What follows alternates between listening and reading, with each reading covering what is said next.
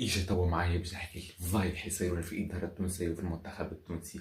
بعض الناس الكل سمعتوا بعض اللي قالوا المدرب نتاعنا صبري اللموشي وبدوا بالمنظر الكبير. قال لك الاداره نحن باش تبدل. قال لك شنو صار مشي منظر كبير لتدريبات المنتخب التونسي باش يريني الجوارات اللي حاضر روح المنتخب ماتش ديال منتخب اليابان. شنو يلقى صبري اللموشي خديك في التيران ومزل يريني فيهم. وهو شنو يعمل صبري اللموشي هو طرد منظر كبير وقال له برا امشي انا باش نكمل رانيهم. فرض روحه. وخرجوا اللاعبين المنتخب التونسي، خرجوا الاداره، خرجوا الصحافه برا شنو قالوا. قالوا بصوتنا عالي مش صبري الموشي بركه اللي كنا نحن خاطئين وكنا نتحمل المسؤوليه كنا مع بعضنا مع تخيل. قالوا له بالعربيه نحن خليونا. يا اخي الاداره التونسيه شنو هي تعمل؟ هي هذا الفوضى كله. اضطرد صبري الموشي واضطرد منظر الكبير ويجيب المدرب تاع هولندا. المدرب تاع هولندا اللي درب هولندا في 2022 عمل معها كاس عالم رائع تقريبا.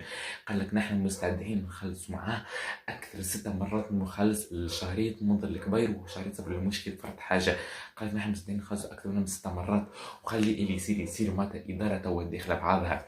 انت المدربين جوز مطردين منظر كبير ما عملش حتى دقيقه عاود يطردوا مره اخرى. هذا هو شنو صاير توا. وفي ختام هذا كلها انت توا المنتخب التونسي تصنيفه في الفيفا يتيح ب 11 ترتيبه اللي تتيح الى 56 عالميا. ما فضيحه كبيره في المنتخب، فضيحه كما كبيره في تاريخ تونس تبقى خالده في التاريخ. ان شاء الله يفضوها في استقبال المنتخب اليابان. راكم نذكركم بالكم راكم في كاس العالم. ما تفضحونيش قدام الاوروبا. والسلام عليكم.